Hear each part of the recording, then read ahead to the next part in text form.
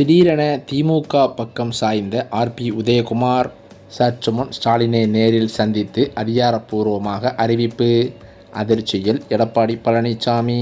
அதிமுகவில் ஓபிஎஸ்ஸின் ஆதரவாளராக செயல்பட்டு வந்த அரியலூர் மாவட்ட செயலாளர் அன்பு மற்றும் அவரது ஆதரவாளர்கள் சுமார் 1500 பேர் போக்குவரத்து துறை அமைச்சர் சிவசங்கர் முன்னிலையில் தங்களை திமுகவில் இணைத்து கொண்டுள்ளதாக தகவல்கள் வெளியாகியுள்ளது.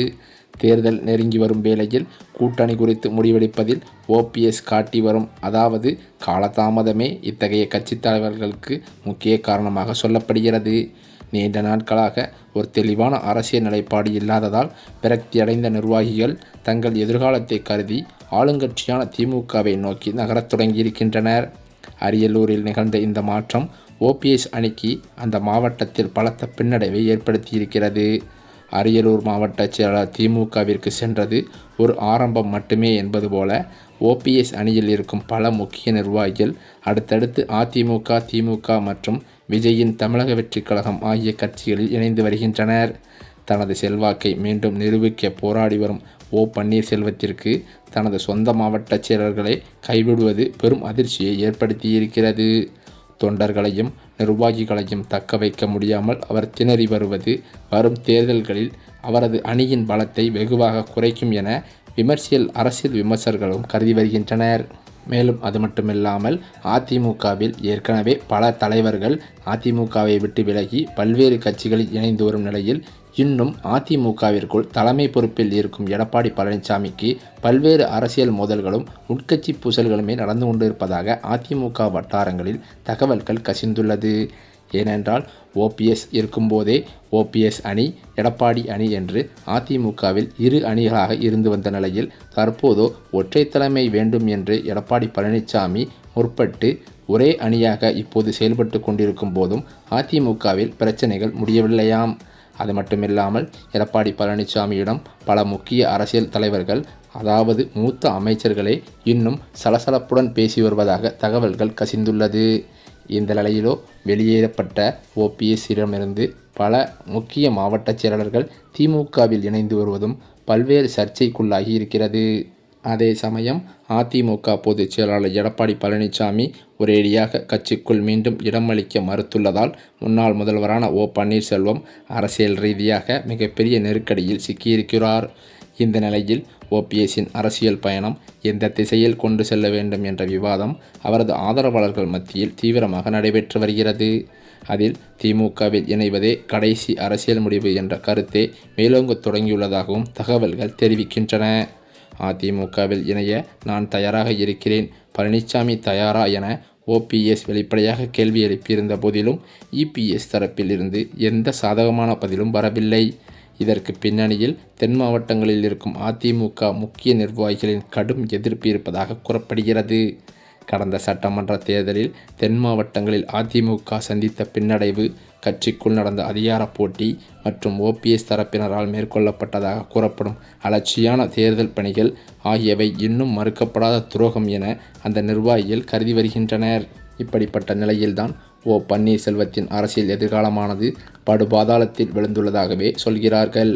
2026 தேர்தலில் இபிஎஸ் மீண்டும் முதல்வராக வரக்கூடாது என்ற நோக்கில் சில இடங்களில் உள்ளடி வேலைகள் நடந்ததாகவும் குறிப்பிட்ட வேட்பாளர்களை தோற்கடிக்க முயற்சிகள் மேற்கொள்ளப்பட்டதாகவும் தென் மாவட்ட அதிமுக நிர்வாகிகள் குற்றம் சாட்டுகின்றனர். இதனால்தான் தேர்தல் முடிந்தவுடன் ஒற்றை தலைமையாக இபிஎஸ் என்ற கோஷம் தென் மாவட்டங்களில் முதலில் எழுந்ததாகவும் அதன் தொடர்ச்சியாகவே ஓபிஎஸ் கட்சிக்குள் உரங்கட்டப்பட்டதாகவும் அவர்கள் கூறி வருகின்றனர். அதிமுக கதவு மூடியதாகவே இப்போது ஓபிஎஸ் நினைத்து வரும் நிலையில் இபிஎஸ்ஐ விரும்பினாலும் ஓபிஎஸ்ஐ மீண்டும் அதிமுகவில் அனுமதிக்க தென் மாவட்ட நிர்வாகிகள் சிலர் தயாராக இல்லை என்பதே நிலவரமாம். இந்த அரசியல் முடக்கத்திற்கிடையே ஓபிஎஸ் தரப்பில் அடுத்த கட்ட நகர்வு குறித்து தீவிர ஆலோசனைகள் நடந்து வருகின்றன. மாவட்ட வாரியாக விசுவாசிகளின் கருத்துக்கள் கேட்கப்பட்டு வரும் நிலையில் தமிழக வெற்றிக் கழகம் பக்கம் செல்லும் யோசனைக்கு பெரும்பாலான நிர்வாகிகள் எதிர்ப்பு தெரிவித்துள்ளதாக கூறப்படுகிறது. தவேகாவில் சேர்ந்தாலோ அந்த கட்சியுடன் கூட்டணி அமைத்தாலோ அதிமுகவின் வாக்குகளை சிதறடிக்கும் வேலையை மட்டுமே செய்ய முடியும். ஆனால் அதனால் ஓபிஎஸ்ஸுக்கும் அவரது ஆதரவாளர்களுக்கும் நேரடி அரசியல் பலன் கிடையாது என்பதே அவர்களின் மதிப்பீடு. இதற்கு மாற்றாகத்தான் திமுகவில் இணைவதே தற்போது ஓபிஎஸ்ஸிற்கு கிடைக்கும் நடைமுறை வாய்ப்பாக அவரது ஆதரவாளர்களும் பார்த்து வருகின்றனர். அதே சமயம் திமுகவில் இணைந்தால் ஓபிஎஸ்க்கு அமைச்சர் பதவி கிடைக்கும் சாத்தியம் இருப்பதுடன் அவரது ஆதரவாளர்களில் சிலருக்கு சட்டமன்ற உறுப்பினர்களாகும் வாய்ப்பும் உருவாகலாம் என்ற கணக்கே அந்த ஆலோசனைகளின் மையமாக பார்க்கப்படுகிறது. அதிமுக கதவு முழுமையாக மூடப்பட்டு மாற்று அரசியல் வாய்ப்புகள் குறுகி வரும் நிலையில் ஓபிஎஸ் எடுக்கும் அடுத்த முடிவு அவரது அரசியல் வாழ்க்கையில் மட்டுமல்லாமல் 2026 சட்டமன்ற தேர்தல் அரசியலிலும் ஒரு முக்கிய திருப்பத்தை ஏற்படுத்தும் என்பதில் எந்தவித சந்தேகமும் இல்லை. அது மட்டுமல்லாமல் பன்னீர்செல்வத்திற்கு திமுக தரப்பில் இணைவதில் தயக்கம் இருப்பதாகவே சொல்லப்பட்டு வந்தாலும் 3 முறை அதிமுகவில் முதலமைச்சராக இருந்துவிட்டு திடீரென திமுகவில் ஒரு சாதாரண தொண்டனாக இணைவதை ஓபிஎஸ் விரும்பவில்லை என்றும் அவரது நெருங்கிய வட்டாரங்களில் தகவல்கள் வெளிவந்துள்ளது. அது வருங்காலத்தில் தனக்கு மிகப்பெரிய சிக்கலை ஏற்படுத்தும் என்று அவரும் நம்புகிறாராம். அதனால் தான் முடிவு எடுக்காமல் தவிக்கிறார் என்றும் சொல்கிறார்கள். இறுதி முடிவு ஓபிஎஸ்ஸின் கையில் தான் இருக்கிறது. ஆனால் நேரம் வேகமாக கரைந்து கொண்டிருக்கிறது என்றும் பலர் அரசியல் கட்சி விமர்சகர்களும் கூறி வருகின்றனர். இந்த சூழ்நிலையில்தான் முன்னாள் முதல்வர் பன்னீர்செல்வத்தின் சொந்த தொகுதியான போடியில் அவரது மிக நெருக்கமான ஆதரவாளர்களை எடப்பாடி பழனிசாமி தரப்பு தன் பக்கம் இழுத்துள்ளது. ஓபிஎஸ் தரப்புக்கு இது பெரும் அதிர்ச்சியை ஏற்படுத்தியிருக்கிறதாம். பன்னீர்செல்வம் மேற்கொள்ளும் சுற்றுப்பயணங்கள், மக்கள் சந்திப்புகள் என அவர் செல்லும் இடமெல்லாம் நிழல் போல கூடவே இருப்பவர் திருப்பதி. ஓபிஎஸ்ஸின் தீவிர விசுவாசியாக கருதப்பட்ட இவர் சமீபத்தில் ஓபிஎஸ் தலைமையில் நடைபெற்ற ஆலோசனை கூட்டத்திலும் கலந்து கொண்டிருந்தாராம்.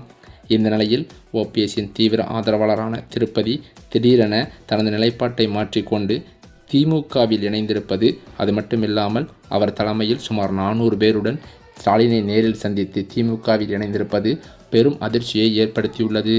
இது தென் மாவட்டங்களில் பெரும் அதிர்வலைகளை ஏற்படுத்தும் என்றும் கூறுகிறார்கள்.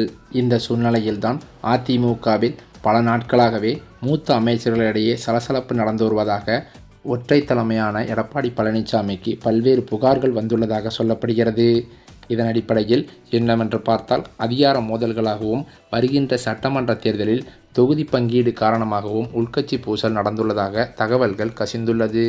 இதன் அடிப்படையில் முன்னாள் அமைச்சரான ஆர்பி உதயகுமார் அவர்கள் தற்போது எடப்பாடி பழனிசாமியிடம் கடும் மோதலில் ஈடுபட்டதாக அமைச்சர் வட்டாரங்கள் தகவல்கள் கசிந்திருக்கிறது. இது பேரதிர்ச்சியை ஏற்படுத்தியது மட்டுமில்லாமல் தொண்டர்களிடையே பல மோதல்களை ஏற்படுத்தியுள்ளதாம். இதன் காரணத்தினால் எடப்பாடி பழனிசாமியிடம் கடும் மோதலில் ஈடுபட்ட ஆர்பி உதயகுமார் அவர்கள் கருத்து மோதல் காரணமாக அதிமுகவை விட்டு விலகி திமுகவில் இணைய முடிவெடுத்திருப்பதாக அதிர்ச்சி தகவல்கள் பரவி வருகின்றன.